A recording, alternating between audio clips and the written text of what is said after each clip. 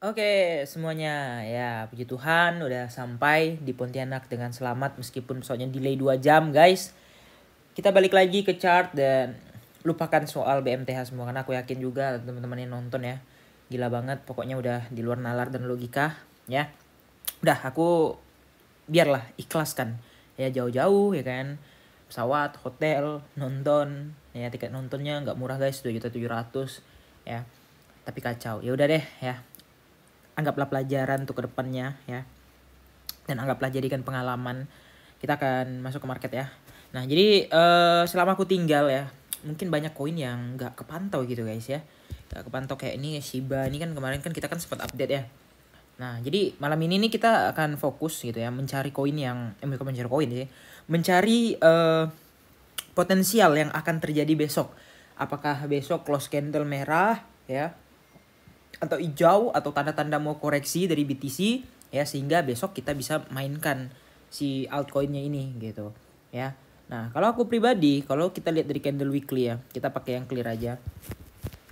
BTC USDT di weekly di sini ya, kalian bisa melihat itu strong banget, harusnya memang udah strong gitu, tapi dia udah menjemput ya ke area-area yang udah dijemput. Dan pertanyaannya, apakah memang nggak ada koreksi gitu untuk weekly-nya? Ingat kalau kita lihat dari historical, setiap weekly menyentuh overbought dia bakal koreksi dalam. Setiap weekly koreksi overbought. Nah ini nggak terlalu ya, cuman dia gara-gara bear div ya agak dalam ya. Dan ini belum ada koreksi yang signifikan guys. Ya ingat, kita belum ada koreksi yang signifikan. Ingat kalau waktu kemarin di sini ini BTC mentok banget nih waktu itu. Ya, mentok kemudian dibikin sampai hampir oversold. Dan ini udah mentok juga. Nah, ini hitungannya satu wave ya, karena ini kan kemarin bullish waktu dia bull run ya. Bukan bull run, waktu dia pertama kali ngebull di bulan Januari itu ya, reversal lah ya, dari bear trend ke bull trend gitu ya. Kemudian dia naik sampai sini, udah sempat ya, udah overbought koreksi, kemudian dia belum mengalami koreksi yang signifikan. Kemudian sekarang udah overbought lagi di level 75. Ya sebenarnya kalau dibilang over sih belum over ya. Soalnya ya kurang lebih mendekati dengan kejadian yang waktu di sini ini udah over banget, lalu akhirnya dibalas sampai dalam kayak gitu guys. Ya. Nah, jadi ekspektasi aku sih nggak terlalu gimana ya. Cuman ekspektasi aku adalah kita akan dikasih retest yang cukup dalam gitu ya. Ingat, retest yang cukup dalam nantinya. Misalnya nih, kita tarik aja nih, kalau misalnya anggaplah di sini nolnya ya. Sorry guys, terbalik guys. Ya, anggaplah di situ nolnya. Oke, anggaplah kita udah bottom di situ, bukan udah bottom ya. Memang kita udah bottom di situ. And then kemudian satunya di sini.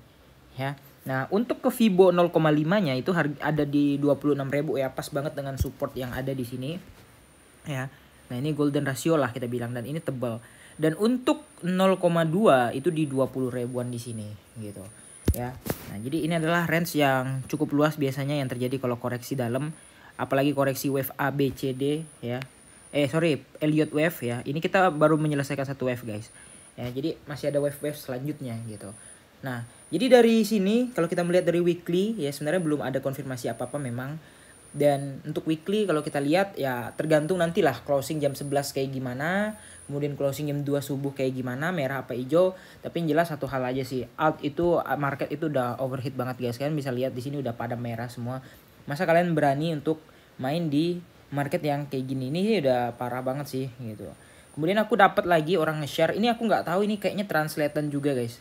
Ya. Translatean dari bahasa Inggris ke bahasa Indonesia. Nah, di sini guys, ya. Altcoin cukup FOMO pada tahap ini. Saya pikir minggu depan akan ada ketakutan untuk mengosongkan stok, ya. Dan jika Anda dalam posisi yang baik, tunggu saja. Jika Anda berada di barisan belakang dan posisinya kurang bagus, berhati-hatilah. Nah, ini translate ini ya. Ini benar-benar Google Translate banget bahasanya. Nah, ini nggak tahu dari siapa, cuman yang jelas di sini yang aku notice adalah dia suruh mengosongkan stok. Kemudian dia bilang di sini, jika Anda berada di barisan belakang dan posisi kurang bagus. Barisan belakang maksudnya kayak gimana ya? Apakah kita beli dalam waktu dekat ini atau enggak gitu ya? Tapi aku mikirnya sih kayak gitu ya, beli-beli dalam beberapa hari terakhir yang masih dekat-dekat dengan harga sekarang. Beda ya, kalau aku sih udah dari bottom-bottom banget dan aku nggak bakal jual sampai 2025 gitu ya. Nah, jadi kira-kira kayak gitu aja. Jangan lupa untuk like dan subscribe. Makasih udah nonton video ini. See you next video. Bye-bye.